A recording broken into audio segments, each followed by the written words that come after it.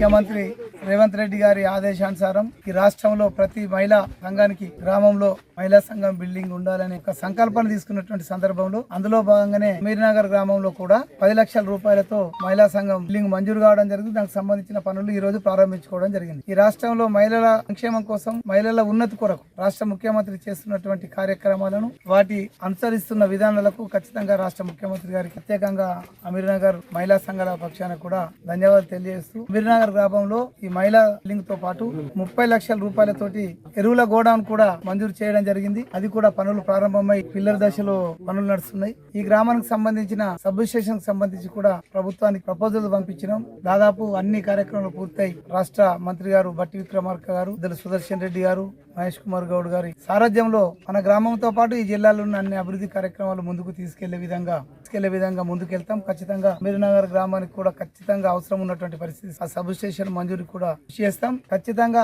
ఇంకా చిన్న చిన్న సమస్యలు చెప్పారు, వాటిని కూడా ఒక్కొక్కటిగా ఈ గ్రామంలో ఉన్న సమస్యలన్నీ సరిదిద్దుతూ ముందుకెళ్తామని సందర్భంగా తెలియజేస్తూ మహిళలకు ప్రత్యేకంగా శుభాకాంక్షలు తెలియజేస్తున్నాం. ఎందుకంటే ఈ మండలంలో ఉన్నటువంటి మహిళలతో పాటు ఈ రాష్ట్రంలో ఉన్నటువంటి మహిళా సంఘాలని బస్సుల యజమానులు కూడా మారి, అదే విధంగా సౌర విద్యుత్ రంగంలోకి వెళ్ళి, అదే విధంగా అన్ని రంగాలలో గతంలో అక్కడక్కడ ఒక్కొక్కటి ఇచ్చేటటువంటి సందర్భంలో ఉన్నటువంటి ప్యాడీ ప్రొక్యూర్మెంట్ సెంటర్లను ఈ రోజు సగం కంటే ఎక్కువ మహిళా సంఘాలకే వరి కొనుగోలు కేంద్రాలను ఇచ్చి మహిళల ఆర్థికంగా పరిపుష్టి చేయడానికి ముఖ్యమంత్రి రేవంత్ రెడ్డి చేస్తున్న ప్రయత్నం చాలా హర్షణీయం. ఖచ్చితంగా మహిళలందరికీ మరిన్ని ఏ అవకాశాలు అవసరం ఉన్నా అవకాశాలను అందించడానికి కాంగ్రెస్ ప్రభుత్వం ముందుంటుందని సందర్భంగా తెలియజేస్తుంది.